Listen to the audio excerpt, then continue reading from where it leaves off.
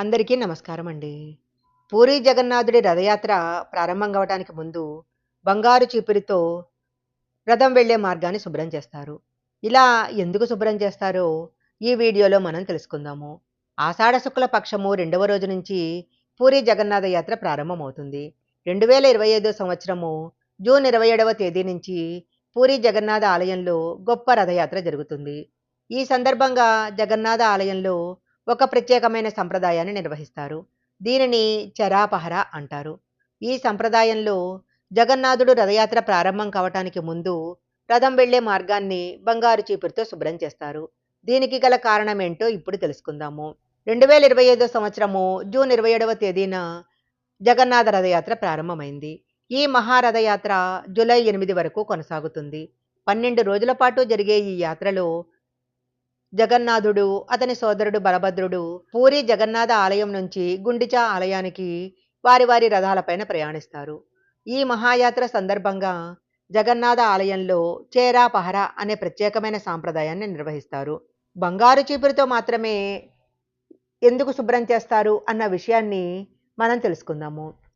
పూరీ జగన్నాథ ఆలయంలో నిర్వహించే ఈ ప్రత్యేకమైన చేరా పహరా ఆచారం వెనుక లోతైన విశ్వాసము, స్వచ్ఛత దాగుంది.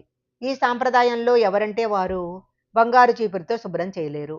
రాజుల వారసులు మాత్రమే ఈ ప్రత్యేకమైన ఆచారంలో పాల్గొంటారు. పురాణాల ప్రకారము బంగారాన్ని విలువైన అత్యంత పవిత్రమైన లోహంగా పరిగణిస్తారు.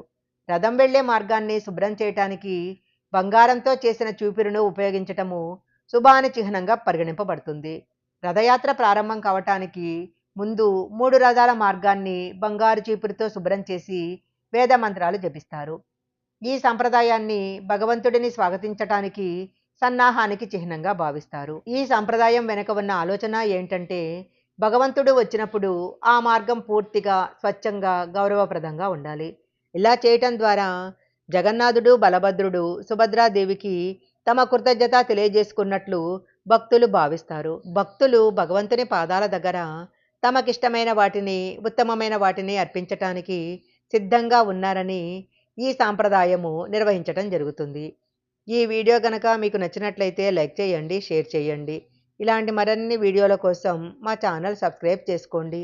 పక్కనే ఉన్న బెల్ ఐకాన్ని యాక్టివేషన్ చేసుకుంటే మేము పెట్టే వీడియోలన్నీ కూడా మీకు ముందుగానే నోటిఫికేషన్గా వస్తాయి.